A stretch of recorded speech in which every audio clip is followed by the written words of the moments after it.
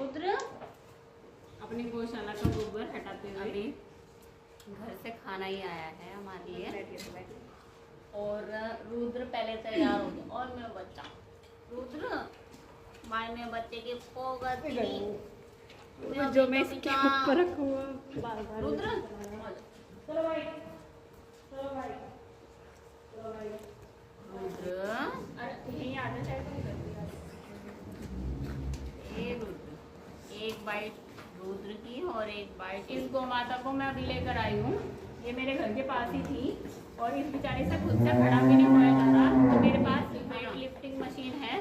नमस्कार, स्वागत है मेरे चैनल पर और मैं हूं नरेश मेहता। दोस्तों, आपके वक्त का बहुत बहुत शुक्रिया। जब आज का युवा जो है वो कैरियर बनाने में लगा हुआ है, पैसा कमाने में लगा हुआ है, शिक्षा पे लगा हुआ है, और अगर शौक़ों की बात करें तो वो फिल्में, मॉडलिंग इधर की तरफ जाता है। ऐसे में आज मैं आपसे मिलवाना चाहता हूँ एक लड़की से जो युवा है और उसका जो रुचि है, उसकी जो प्रतिबद्धता है, उसकी जो प्रेरणा है वो अलग ही है। और वो क्या है मैं थोड़ी देर बाद आपको बताता हूँ, आपसे मिलवाता हूँ। आइए इससे मिलते हैं। और जैसा कि आप देख रहे हैं मेरे साथ एक सुंदर सी युवा लड़की मुजफ्फरनगर की है। आइए मैं इनसे मिलवाता हूँ और ये खुद बताएंगी अपने बारे में, अपने समाज सेवा के बारे में, अपने शौक के बारे में। नमस्कार जैस्मिन। नमस्कार भैया। जैस्मिन, मेरे दर्शकों को बताइए अपने बारे में, अपना परिचय दीजिए और ये बताइए कि आखिर आप किस क्षेत्र में काम कर रही हैं और क्यों ये काम आपने चुना। हाँ जी, मेरा नाम जैस्मिन मलिक है। मैं प्रेमपुरी मुजफ्फरनगर की निवासी हूँ। बेसारा गौमाता और नंदी की सेवा करते हुए मुझे 5 साल पूरे हो चुके हैं और मैंने गौशाला बुढ़ाना मोड़ के पास बनाई है, जिसमें कि मेरे पास सारी चोटिल, बीमार अवस्था वाली और बूढ़ी गौमाता और नंदी है, जिनकी सेवा मैं निस्वार्थ भाव से कर रही हूँ। और मेरा एक ही जुनून है, वो जुनून ये है कि किसी तरीके से मैं बेसारा गौमाता और नंदियों को कटने से बचा पाऊँ, उन्हें बाहर सड़क पे कूड़ा खाने से बचा पाऊँ। जैस्मिन, आपके पास कुल कितने गौवंश हैं, कितनी गाय माता हैं, कितने पशु और दूसरे हैं, थोड़ा सा ये बताइए। हाँ जी, मेरे पास टोटल 60 बेसारा गौमाता और नंदी है और इनमें से एक भी गाय के नीचे एक धार भी दूध नहीं है। और जो नंदी हैं वो बेचारे ऐसे हैं जो कि दूध पीते बछड़े हैं और सड़क पे छोड़ दिए गए थे, जो बेचारे बहुत पहले ही किसी सड़क दुर्घटना का शिकार हो चुके थे और कुछ शिकार होने से बच गए, क्योंकि उन्हें मैं टाइम रहते अपनी गौशाला ले आई। जैस्मिन, जब गाय दूध नहीं देती या कोई पशु दूध नहीं देता तो लोगों को एक वो पशु एक गाय भी पालनी मुश्किल हो जाती है और अक्सर देखते हैं कि वो सड़कों पर छोड़ देते हैं। हाँ जी। फिर आप ऐसा कैसा कर लेती हैं कि इतनी संख्या में पशुओं को, गायों को या गोवंशों को अपने पास रख पाती है? उनका खर्च और उनको संभालने का कैसे आप मैनेज करती हैं? क्योंकि अभी तो आप खुद भी एक युवा हैं और लगता नहीं कि आपका अपना व्यक्तिगत आय का जरिया, आमदनी का जरिया बहुत बड़ा होगा। हाँ जी सर, ये आपने अच्छा क्वेश्चन किया, क्योंकि हम कोई भी सेवा करते हैं वो पैसे के बिना पॉसिबल नहीं होती। तो जब मैंने सेवा की शुरुआत करी थी तो मैंने 10-15 गोवंश से शुरुआत की थी और मैं खुद एक प्राइवेट जॉब करती हूँ, तो मैं अपनी पूरी सैलरी पिछले 5 साल से गौ सेवा में देती आ रही हूँ। और धीरे धीरे करके ऐसा होता था कि जब हम गौशाला से घर जा रहे हैं या घर से गौशाला जा रहे हैं तो रात के 12 बज रहे या रात के 1 बजे कोई बेसारा गौमाता बाहर, मतलब हमारे सामने से कोई बेचारी बहुत तेज स्पीड में भागती हुई आ रही है, उसके पीछे 10 कुत्ते पड़े हुए हैं, या कोई कसाई उसको लेकर जाने के लिए सोच रहा था और वो हमें फंस गई, तो ऐसी बेसारा गौमाता को हम लेकर आते हैं अपनी गौशाला में। और हमें खुद नहीं पता होता कि आज हमारी गौशाला में 1 गोवंश आ जाएगा या 2 गोवंश आ जाएगा, क्योंकि हर जो भी रेस्क्यू किया जाता है वो कोई सोच समझ के रेस्क्यू नहीं किया जाता कि आज हमें 1 गोवंश को लेकर आना है। वो सब चीजें हालात करवाते हैं।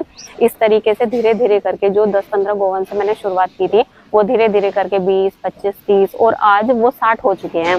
तो इस जैसे जैसे संख्या बढ़ रही है, खुशी होती है कि हम ज्यादा गोवंश को बचा पा रहे हैं, ज्यादा गोवंश को कटने से बचा पा रहे हैं। लेकिन इसके साथ साथ जो पैसे की जो हमें समस्या का सामना करना पड़ता है वो बहुत बड़ी है। तो इसके लिए मैंने बहुत बार गवर्नमेंट से भी अप्लाई किया कि किसी तरीके से मुझे गवर्नमेंट से हेल्प मिल जाए, लेकिन मुझे गवर्नमेंट से 1 रुपए की भी सरकारी 1 रुपए की भी मदद नहीं है। जो ये आप पीछे गौशाला देख रहे हो, ये खुद मेरे पापा ने मुझे खरीदवाई है। ये 200 गज का एरिया है जो मेरे पापा ने, जो मेरी शादी के लिए रुपए इकट्ठे कर रखे थे, उससे उन्होंने मुझे जगह खरीदवाई।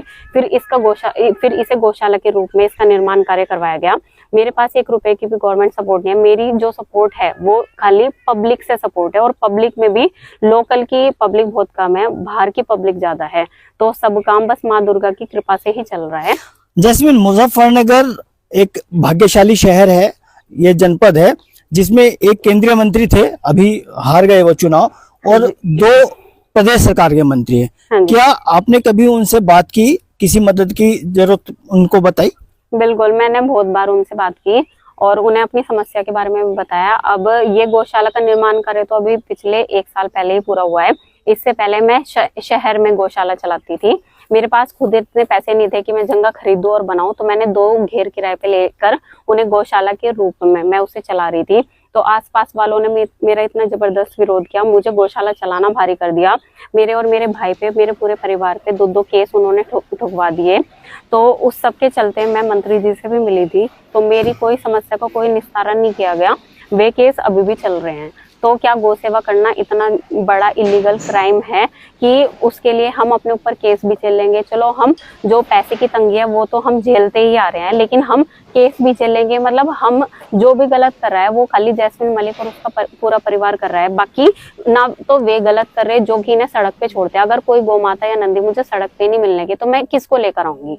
तो ऐसे लोगों को कोई टारगेट क्यों नहीं करता है? वो बेस में क्यों नहीं जाते हैं कि इन गौ माता को सड़क पे कौन छोड़ रहा है? तो असली मायनों में मुकदमे तो उनके खिलाफ होने चाहिए। अभी आपने कहा कि पड़ोसियों से आपको परेशानी है, और क्या परेशानी आपको ऐसी आई है इनको गौवंश को पालने में? आर्थिक परेशानी आती है, और ये परेशानी क्या परिवार की तरफ से कैसा रहता है सहयोग आपका? मेरे पूरे परिवार का पूरा सपोर्ट है, तभी मैं सेवा चला पा रही हूँ। और अगर मेरे परिवार का सपोर्ट ना होता तो मैं शायद सेवा ना चला पाती। हालांकि मेरा पूरा बहुत ही बड़े लेवल पे एक जुनून है कि चाहे कुछ भी हो, चाहे कोई भी मेरा साथ दे या ना दे, लेकिन मुझे हर हाल में, जो ये बेचारी बूढ़ी गौ माता, आप अभी गौशाला में अंदर जाके देखोगे कि इनको हर हाल में मुझे कटने से बचाना है। आपके माता पिता ने कभी विरोध नहीं किया कि भाई बेटी शादी का वक्त, उम्र है तेरी तो और शादी कर और अपना घर बसा, और तुम इस काम में लग गया, ऐसा कुछ? नहीं, मेरे माता पिता और मेरे भाई बहन इस समय बहुत अंडरस्टैंडिंग वाले हैं। वो समझते हैं कि मैं कोई गलत काम तो नहीं कर रही, और ये सपना हर माता पिता का होता है कि उनकी लड़की टाइम रहते मतलब एक अच्छे परिवार में चली जाए। तो मैंने सब कुछ शादी का सिर्फ इन बछड़ों पे और गौ माता पे ही छोड़ रखा है कि जैसा ये करवाएंगे वैसा होगा, और बाकी और किसी से मतलब मुझे कोई मतलब नहीं है कि कोई मेरे बारे में क्या बातें बोलता है। आज जब सब युवा व्हाट्सएप पे लगे रहते हैं, फेसबुक पे लगे रहते हैं, इंस्टाग्राम पे लगे रहते हैं, फैशन, मॉडलिंग, रील्स, ऐसे में ये भावना कहाँ से आई कि मैं गौवंशों की सेवा करूं? हाँ जी, ये अब से 5 साल पहली बात है, जब एक बहुत ही छोटा दूध पीता बछड़ा हमारी नाली में गिरा पड़ा था। उसको कुत्तों ने फाड़ रखा था, वो कुत्तों से बचने के लिए हमारी नाली में छिपा बैठा था। उसको हमने अपने घर पे रखे उसका पालन पोषण किया। तब में उस एक गोवंश को घर पे रखने पर भी हमारा बहुत जबरदस्त विरोध हुआ आसपास वालों के द्वारा कि तुमने ये क्या षड्यंत्र पाल लिया और इसे छुड़वाओ यहाँ से। तो हमने उसे जाने नहीं दिया वहां से कहीं पे भी। हमने हर बार ये चीज कही कि हमने इसे अपने घर पे रखा हुआ है, हमने इसे अपने घर के बाहर बांधा हुआ है, ना कि तुम्हारे घर के बाहर बांधा हुआ है। तुम्हारे पे अगर सेवा करना बस की नहीं है तो तुम हमारे रास्ते में अगर विघ्न पैदा करोगे तो वो भी हम होने नहीं देने की। तो उसके बाद मैं 15-20 गोवंश को मैं जगह जगह जमाती थी अपने ऑफिस जाने से पहले और ऑफिस से आने के बाद। लेकिन 2 महीने के अंदर ही मेरे सारे गोवंश की लीगल सप्लाई हो गई रात के अंधेरे में। अब आप मुझे बताइए, अगर किसी गोमाता को मैं अपने घर से तीसरी गली में जमा रही हूँ और पिछले 2 महीने से जमा रही हूँ, तो तीसरे महीने वो कहाँ चली गई? तो इसी तरीके से मुझे इन गो तस्करी का पता चला कि अच्छा ठीक है, योगी जी की सरकार है, दिन दहाड़े कुछ नहीं हो सकता, लेकिन रात में हर इलीगल काम हो रहा है। जैस्मिन, काम के घंटे कितने होते हैं? सवेरे किस वक्त उठती हो और किस वक्त सोती हो? रात? हाँ जी, मैं सुबह में सर 7 बजे उठ जाती हूँ और उसके बाद एकदम गौ सेवा में लग जाती हूँ। और सुबह के लगभग 5-6 घंटे गौ सेवा में देने के बाद फिर मैं ऑफिस चली जाती हूँ। फिर ऑफिस से आने के बाद आप ये देखिए, ऑफिस से आने के बाद खाना खाते फिर सीधा गौशाला ही। हमें रोज सोने में रात के 3 बज जाते हैं। 3 बज जाते हैं?